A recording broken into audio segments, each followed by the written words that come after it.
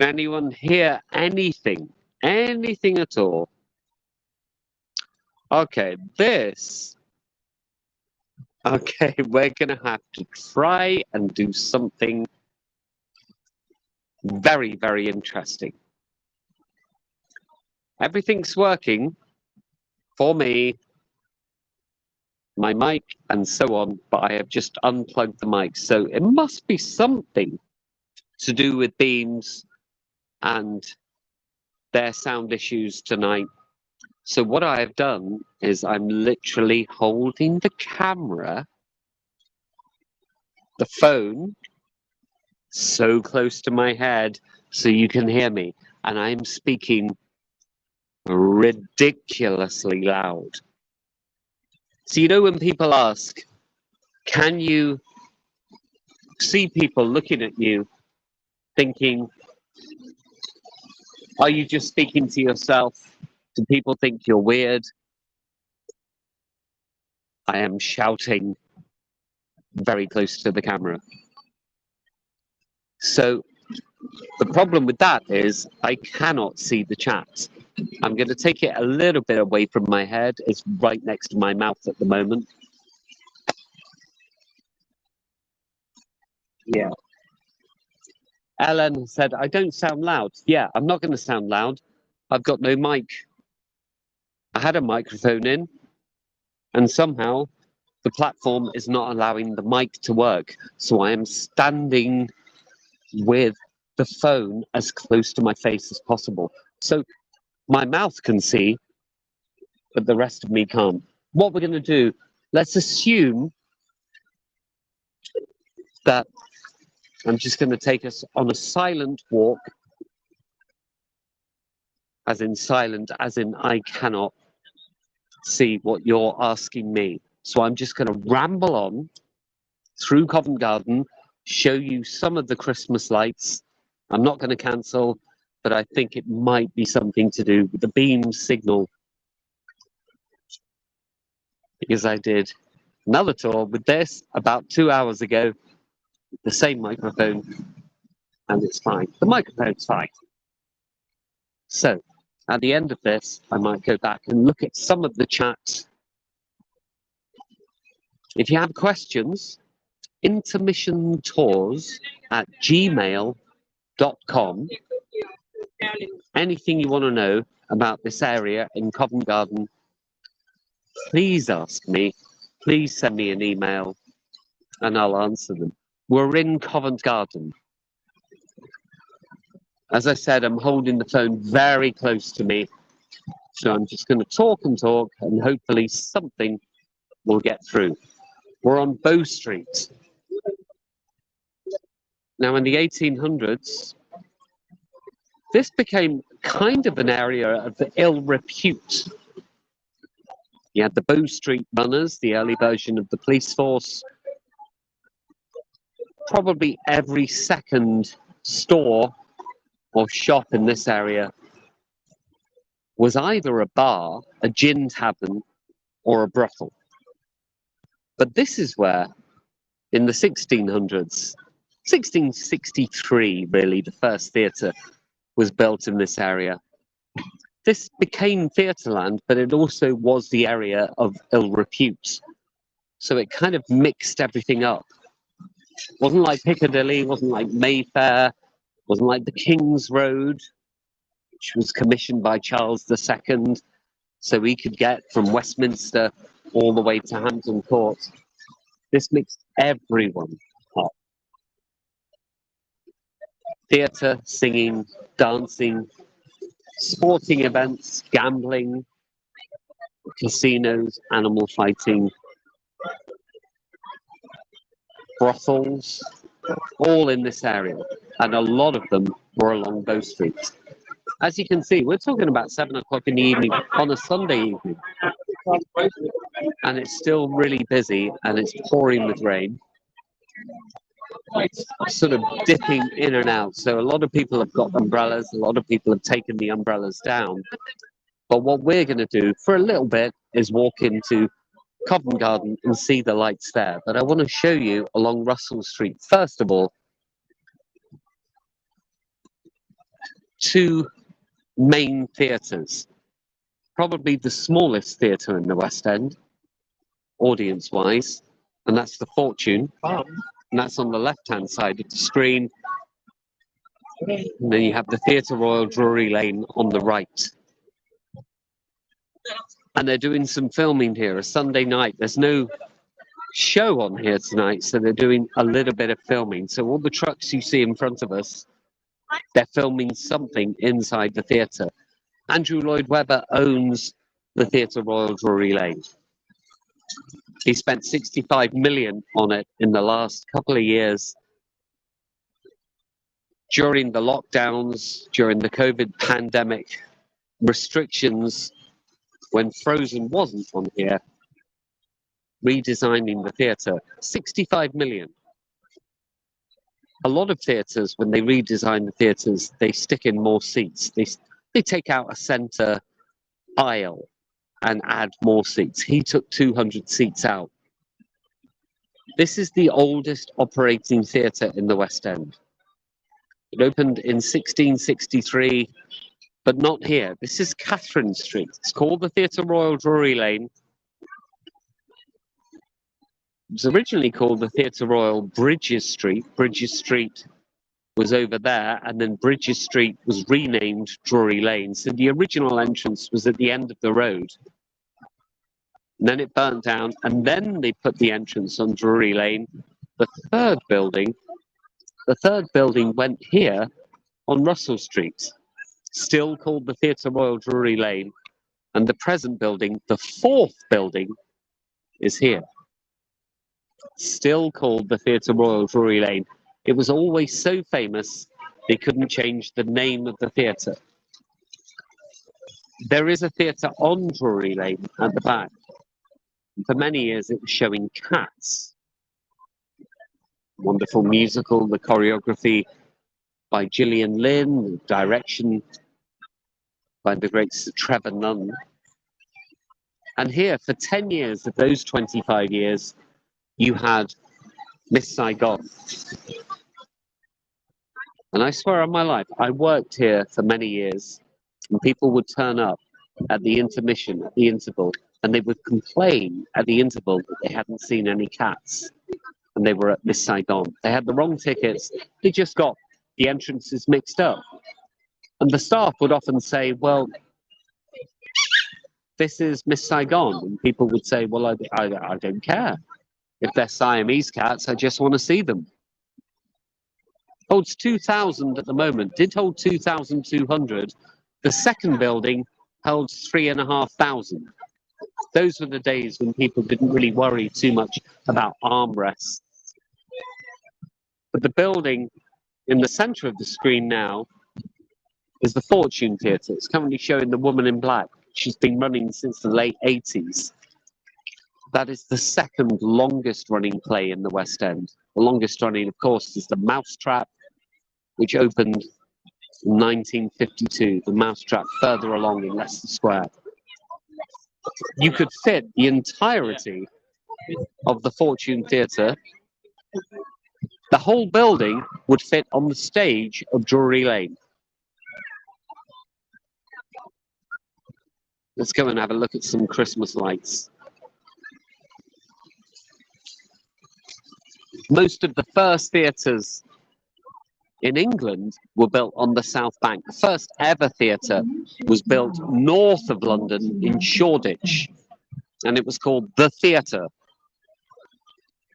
Opened by Cuthbert Burbage, and one of his sons, Richard Burbage, decided overnight to take the building onto the South Bank because he couldn't afford the rent on the other side of the river in Shoreditch. So he built the Globe, and he built it from second-hand material from the theatre in Shoreditch. In the 1640s, the Puritans took over the country. All the theatres were demolished. For 18 years in this country, no theatre, no singing, no dance, no sports, no gambling, no animal fighting, no brothels. All my hobbies were gone. Tough times for Gerard. For 18 years, and then Charles II overthrew the Puritans and he built the Theatre Royal, what we now call Theatre Royal Drury Lane. So this became Theatreland. There are now 43 theatres in the West End. A lot of them have cushioned seats, especially on the ground floor. You go up to the galleries, the balconies on the back. At the top of the theatres, they don't have them so much. You sit on benches. They used to call the benches stalls. The stall seats, the benches were originally at the front, like church pews, if you will. And then in the 1800s, they realized that it would be easier to have cushioned seats everywhere, armrests. They charged 10 times more for entry. In Shakespeare's day, all of the regular working class people, they were stood at the front in the open air, 2 o'clock in the afternoon, because of daylight. Daylight is free, so they had people stood at the front, 2 o'clock in the afternoon, and then they decided to open indoor theatres. And the regular working class, or the poor, if you will, got thrown to the back, up top. And they decided, well, theatre's not for us anymore. So theatre has become an event rather than something you just did of an afternoon in Shakespeare's time. You paid a penny, about £3 or £4 in today's money. They often have displays and installations here. One of the great Christmas ones at Harrods is Christian Dior, and in Covent Garden, it's Dolce & Gabbana. They've spent a fortune on their lights. Normally, it's a company, a fashion designer with a bit of money that do that. And obviously, the rain seems to have slightly stopped. So now people are just coming out in droves.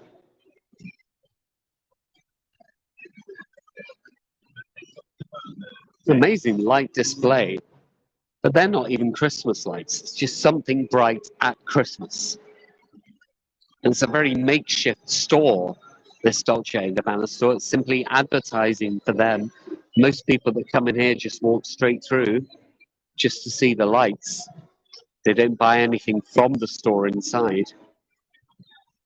But Covent Garden has one of the biggest Christmas trees in the country. The biggest Christmas tree. Some people might think it's Trafalgar Square, but the biggest is in Wakehurst. Kew Gardens have 2 sites, one in Kew in West London and one in Wakehurst in Sussex. They have a giant redwood in Wakehurst, and it's about 150 foot high, so way bigger than the one that the Norwegians give to us to thank the British for the war effort in the Second World War. That's the one in Trafalgar Square, but the Wakehurst one, they literally just attach lights to a giant redwood. The idea of Christmas trees, we think in this country, first arrived in the 8th century. St. Boniface decided to decorate trees with candles. And the first time a visual image came of a Christmas tree in this country was in the 1840s. Prince Albert and Queen Victoria decided, with their Christmas sketch in the London Illustrated News, which was what we would now think of as a newspaper with pictures in it. It used to be sketches, so they would sketch what was going on at the time. And in the London Illustrated News in the 1840s, Queen Victoria, Prince Albert and their children were sat around a tree that was decorated with candles and brightly coloured baubles. And that became fashionable in the UK and the United States. But the two largest Christmas trees in London are at Trafalgar Square, and they haven't opened theirs and turned on the lights theirs yet. That's on the 1st of December. But the second largest tree is here in Covent Garden. What used to be called Covent Garden until Henry VIII decided in the 1530s he wanted to get married again, and the church disagreed. So he broke with the church, created the Church of England and Ireland, and took the land away from the church and gave it to aristocracy. So I'm going to have a little look at the chat here because I'm underneath a little covering. Oh, thank you so much for the payments. Thank you. You are very kind people. Anyone that has joined recently, there was an issue with sound. My microphone is working fine. Must be an issue with the platform. I have taken the microphone out and I'm literally shouting into the phone. So this idea of people looking at me, talking to myself, they're now looking at me shouting at myself. But that's okay. And I have this fella just in case. An interesting night. But I'm glad you could join me, otherwise it would be me shouting at myself with an umbrella. And that's kind of strange. It is London. These things happen all over the world. But if I didn't have a phone in front of me, I think people would feel it was a bit more strange. That is a Christmas tree. That is a Christmas tree, Tish. And also, for those of you that have joined recently, the fact that I have to hold the phone very close to me and try and speak as clearly as possible means that I can't see the chat as much as I want. Trying to be very clear. Projection, enunciation, what I'm trying to do, but these modern phones should take it. And weirdly, I still have cables pinned all over me, just in case the sound works at some point.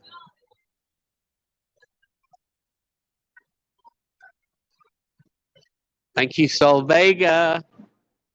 You have rain in Toronto too. It's kind of miserable. You know, when people say we need the rain, I always say, the land needs the rain. I'm fine without it. And when people say it's really bad weather, I say, well, is it bad weather or is it just inappropriate clothing? There's bad weather and there's bad clothing. If you're not prepared for it, well, what can you do? I say just get a good coat on and get out and about.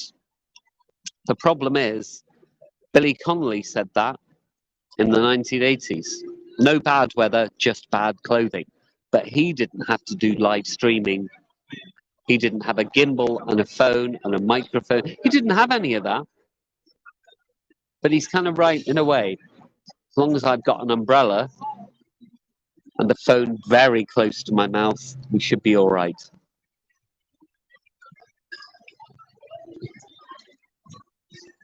It is beautiful. And what they do in Covent Garden is they attach lights, up and down lights, to the sides of the building. Now, some of you may know from the Trafalgar Square Christmas tree in recent years that it seems like the tree is a bit threadbare. It seems like the lights go up and down rather than round and round. But the Norwegian way, the Scandinavian way, is quite simple. They want to put very simple lights on it. And if you do look at Twitter or Instagram, if you're fans of those platforms, just look at the guys cutting down the tree in Norway and then see the way it looks in Trafalgar Square. It doesn't look that great. And people were moaning about it and complaining, oh, look at it, it's just like twigs. And the Norwegians posted a picture of them cutting the tree down, showing the tree in Norway, saying, well, it was fine when it left Norway. So I like that kind of idea. Playing games with each other. St. Paul's Church is in front of us. The portico of St. Paul's Church, otherwise known as the Actors' Church. Quite a few actors have monuments there. Also, if you know the show, the musical My Fair Lady, and you know the play Pygmalion, at the beginning of that show, it's here in Covent Garden. Colonel Pickering, Henry Higgins, Freddie Eynsford Hill, Mrs. Higgins, Henry Higgins' mum, they take shelter from the rain, as I'm kind of doing now, underneath the portico of St. Paul's Church. And then Eliza Doolittle, a flower seller, comes up to Colonel Pickering and says, buy a flower off the poor girl. And Colonel Pickering says, I've got no money. Now, that wouldn't work now because a lot of the guys would have card machines. But back in those days, if you didn't have money, you couldn't really argue with them. So the beginning of My Fair Lady is all set in and around Covent Garden, otherwise known as Convent Garden. And originally this piazza, this entire area, was designed by one man, Inigo Jones, an architect, who also designed a couple of theatres, playhouses, as they used to call them. The word theatre came from the Latin theatrum, place for viewing. They were all called playhouses. Until the 1960s, this was the market for fruit, veg, and flowers in London. And then that moved to Vauxhall, quite near the US Embassy, which I hope to show you at some point. The US Embassy is an amazing building, amazing construction. And then this went into a bit of a downhill spiral, an area where there was crime, not much street lighting. And then in the 1970s, they realized they need to do something with all of this. This beautiful piazza, these amazingly ornate buildings. And you know what? In London, there never used to be rules about these buildings, no laws. In the 1960s, they could have knocked all of these down and built something else. Built some retail, built some car park. In the late 1970s, we created the National Heritage List of protected buildings, and all of this became protected. So even though there are shops and cafes and restaurants, now they've all been inserted into the old Convent Garden market from the 16 and 1700s. The building in front of us, at the top, that's a pub. It's called the Punch and Judy pub. Punch and Judy is a puppet show, commedia dell'arte, they also call it in Italy. But we did this here in the 16 and 1700s. It was puppets.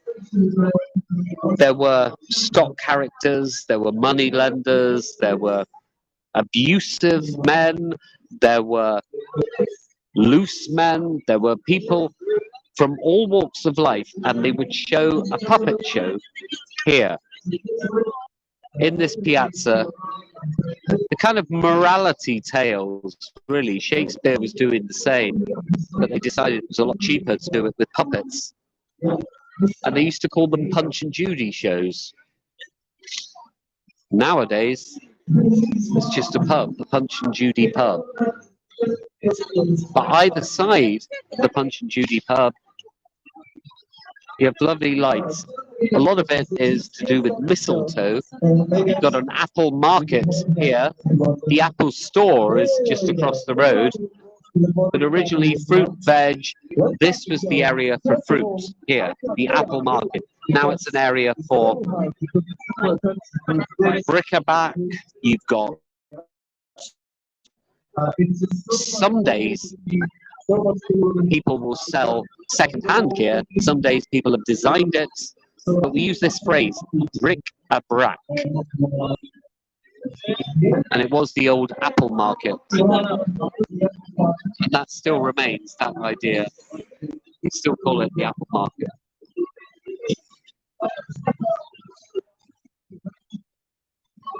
I'm amazed that there are so many people out. You can see the guys here, the traders from the day, taking everything down. And the mistletoe above them. On a rainy evening, Sunday evening, I'm surprised at how busy it is here. Buskers, street entertainers, they appear in these areas. They don't just turn up like they do in certain cities in the world. They need to have pitches and they book them in advance. So they will turn up knowing that they have a slot. So from 7 till 8, there's a guy up there having his performance. Just want to show you some of the pictures here, some of the old traders. One of my favorite pictures, these two ladies with the cigarettes. And these flower sellers from the 1970s.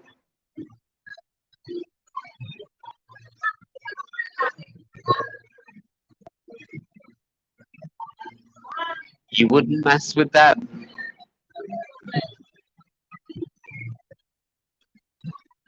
And these are celery growers, Tim White and Billy Armand.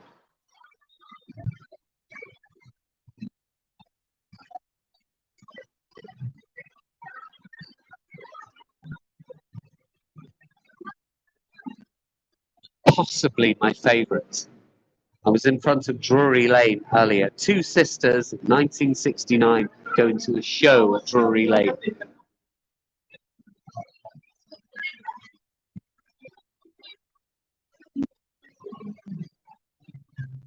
Let's try and get the reflection right.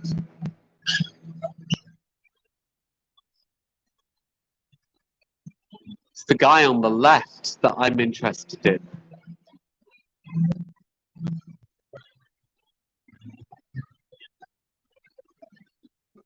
I want to know his story.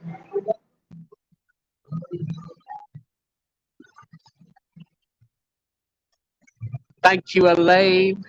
Thank you, Tish. Yeah, they're great, aren't they? Great pictures. And you can't forget that this was a fruit and veg market. And flowers as well, of course.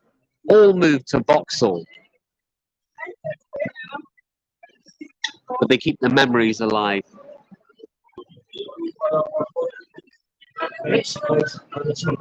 Here's a market trader as well. Porter. And always street entertainment has been popular. So this is the early 1970s when the market had closed. It was quite an empty area. This is a street musician playing his clarinet.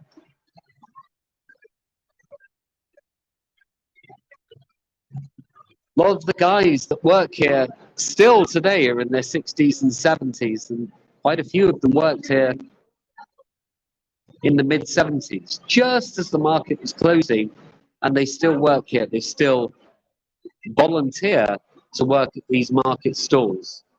But of course, you've got your restaurants, you've got your high-end stuff here now.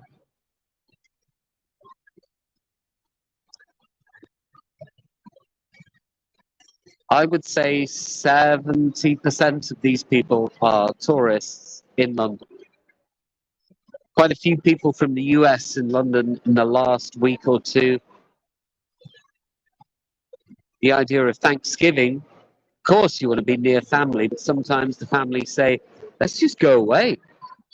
I did a tour yesterday. I had quite a few Americans from Boston and Colorado and Utah. And I said, happy Thanksgiving. I hope you had a nice Thanksgiving. And they said, yeah, it was great. And I said, what did you eat? Two families said something that kind of surprised me. One family said, We just had fish and chips.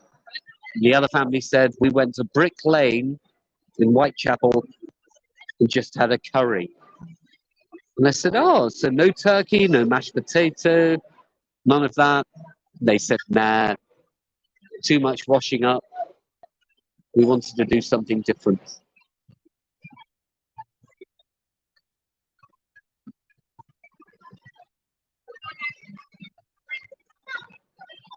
Thank you, Elcat. You're very, very kind, all of you.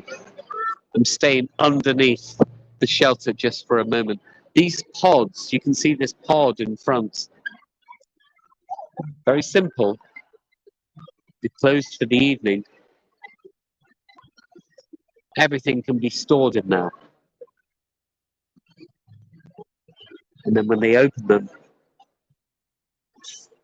it can look like this. They can sell everything. In the old days, you had to drag everything through muddy lanes, avenues, alleyways. He's just closing up for the evening, so he's taking everything off the ledges. And then he's going to tuck up his pod for the evening.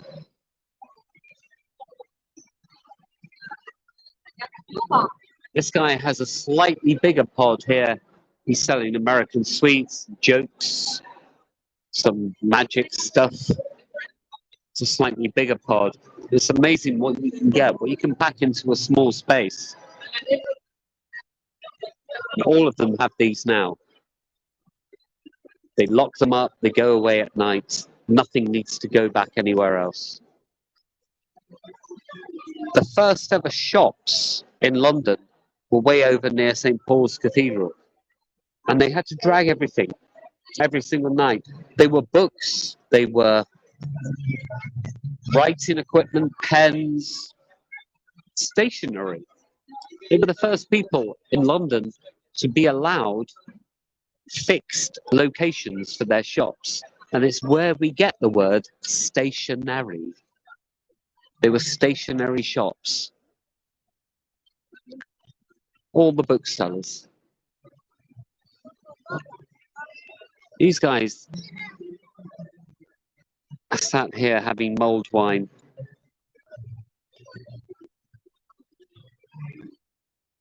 They have their heaters. They're okay. Very Christmassy. They're probably here to see family.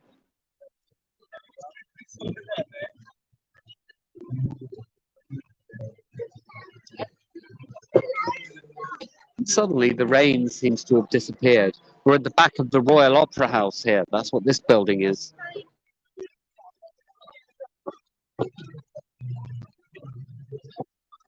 Royal Opera House was the second legal theatre in London. So Charles II, when he reopened the theatres, he wanted it to be licensed. So theatres were called Theatre Royals. The first two, Theatre Royal Drury Lane, which we've seen. The second one was called the Theatre Royal Lincoln's Inn. That burnt down, and in 1732, a man called John Rich took the license, or he bought the license, really, and he decided to build the Theatre Royal Covent Garden, now called the Royal Opera House. And for another nearly 90 years in London, there were only two legal theatres. Theatre had a bad reputation, full of thieves, vagabonds, harlots, morally corrupt souls. It was propaganda, it was mysterious, it was taking people away from work and church, it was encouraging free thought, I suppose. So Charles II didn't want too much of it. The third ever theatre was down on Haymarket, near Piccadilly. Let's appreciate this guy's car.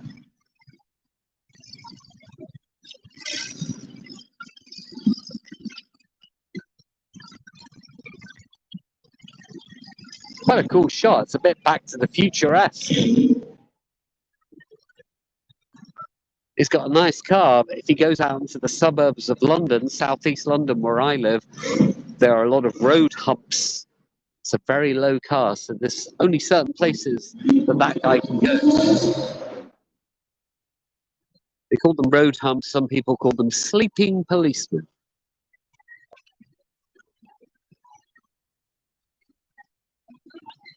Back to Drury Lane, one of the most haunted theatres in the West End.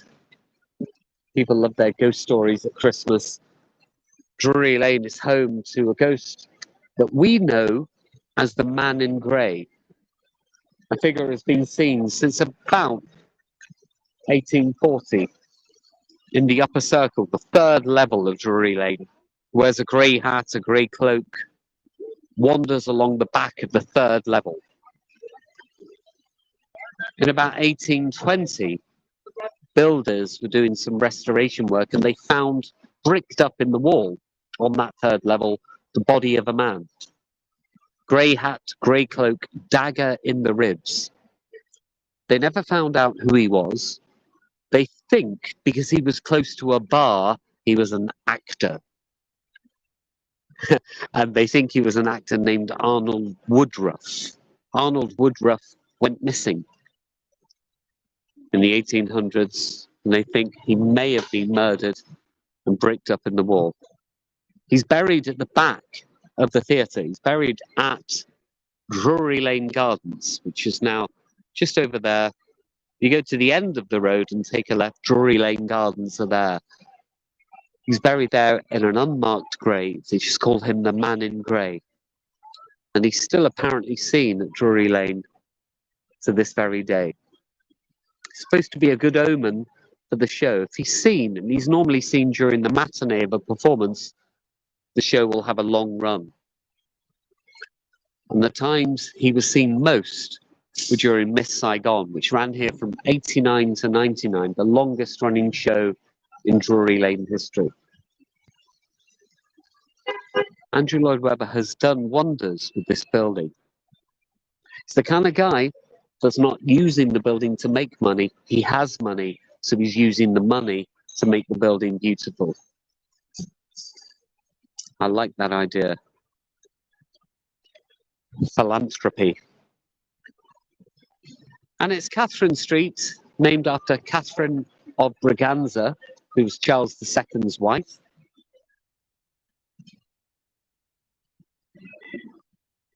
There is, down at the end, a vinegar yard. So they used to produce vinegar here as well. One of the most famous performers here at Drury Lane was named Nell Gwynn. And she had an affair with Charles II for 16 years. He had 17 mistresses, by all accounts, so he was a busy man. Nell Gwynn was the favourite, which is a very romantic tale. And they do say at Drury Lane, in the basement, there is a tunnel that leads out to a pub which Nell Gwynn's mother used. And he could visit Nell Gwynn at the intervals. Now, I worked at Drury Lane for many years. This side of the tunnel, the Drury Lane side, does exist.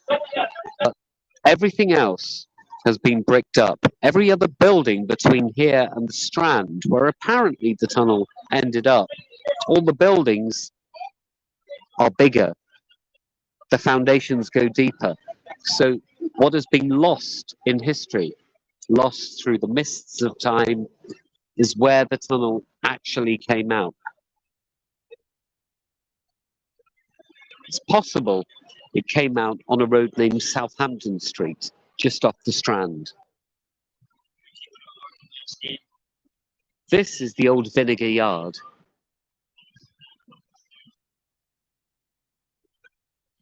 And across the road, we have the Opera Tavern, which is based and built and named after the Royal Opera House. That's from 1879.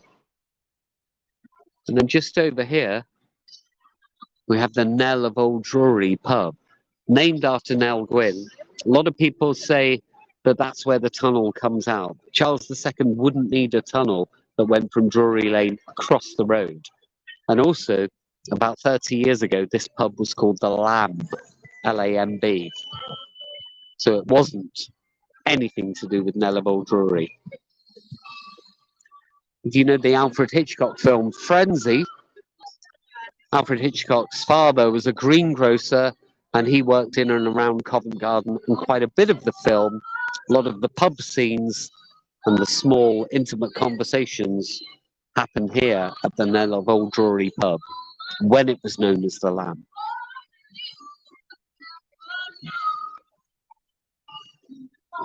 There was a plan to pedestrianise this street. It hasn't happened yet, but I think it will in the next couple of years. Everything else around here, Aldwych at the end, the Strand, Kingsway, all the little roads that lead off here, they've changed their traffic system. And I suppose the last one that will be changed is here. I've got a feeling in the next couple of years they will change this, and it will be a pedestrianised road leading to Covent Garden. Here is the Duchess Theatre. The Duchess is showing, and you may see that this looks back to front. It's the way it looks in reality as well. The play that goes wrong. The theatre opened in 1929.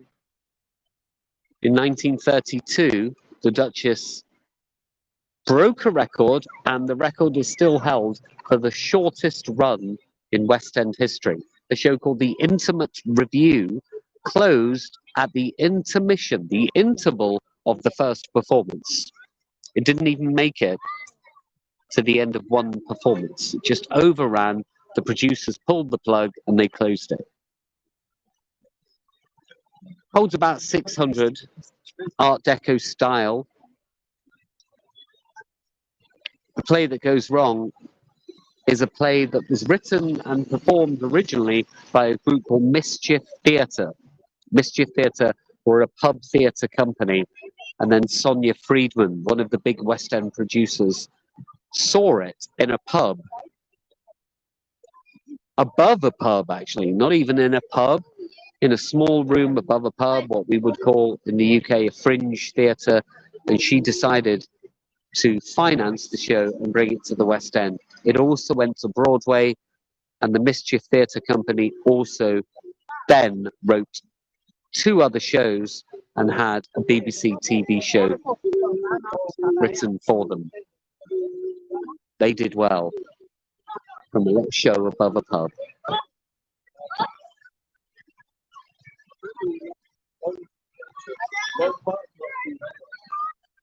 I'm taking you back to me. It's wet, it's cold. I'm speaking very close to the camera, and people are looking at me very strangely. So, it's lucky I don't have too bad a voice. I can project it, but I'm getting lots of looks. People are getting involved. Join me again. I've really enjoyed your company. Oh, I'm looking at the time. I haven't looked at the chat much. 52 minutes, not too bad, not too shabby. Thank you, Diane. Thank you for all of your payments for the show. You know we rely on your generosity. I drove in here tonight thinking everything would be fine, and then suddenly the mic stopped working. So this is all a bit ad hoc. Go and have a pint to warm up. Solvega, you've read my mind. And if you haven't read my mind, I'm going to do what you say anyway. And I'm going to blame you if I get home a little bit tipsy. Thank you, Tish. Thank you, everyone, for comments. Anything that you do, really, just your company alone is enough. I know I look a bit of a mess, and I do apologise about that. I've got a cap on, I've got a raincoat on, I've got another raincoat over that. I've got an umbrella in my hand. I probably need to give you your final view of a bit of Covent Garden. To be honest, it's quite nice when the roads are wet. The reflections look lovely. It's just doing all the technology, especially when the mic's not working, when the platform has said, I'm not accepting your microphone today, and you have to put the camera really close to your face. Makes it a real adventure. You see how busy this is? And there aren't many shows on in the West End tonight.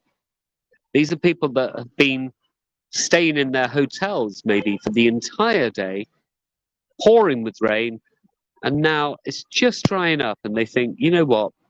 We're going to get out and about.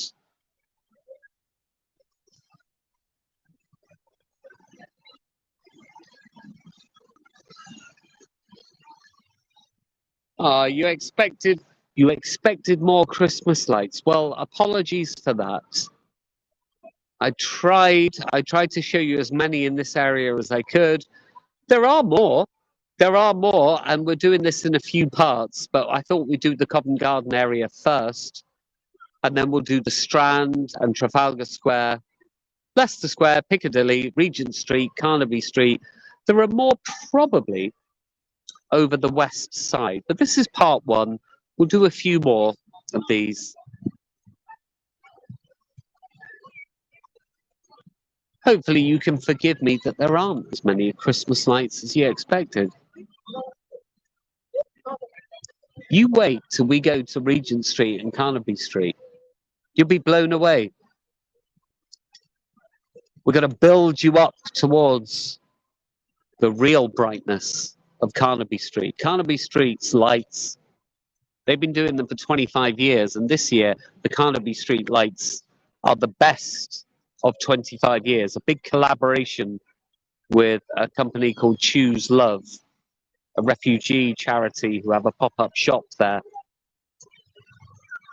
And a lot of what I make, I'm going to make a big donation to them. So I thank you for any payments. I want them to get some of this. But the next time we do this, when I next schedule it, will be along the Strand and Leicester Square and Piccadilly, and then we'll make our way up to Regent Street and Carnaby Street. So we'll gradually do it. Yay, looking forward.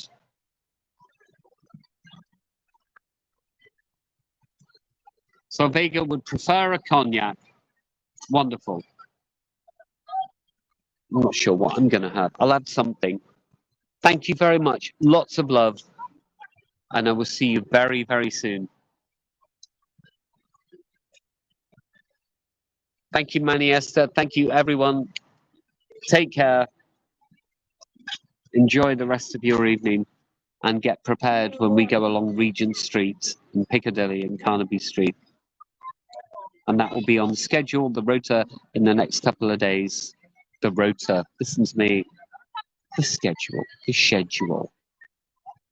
Lots of love. See you next time. Au revoir. Bye-bye.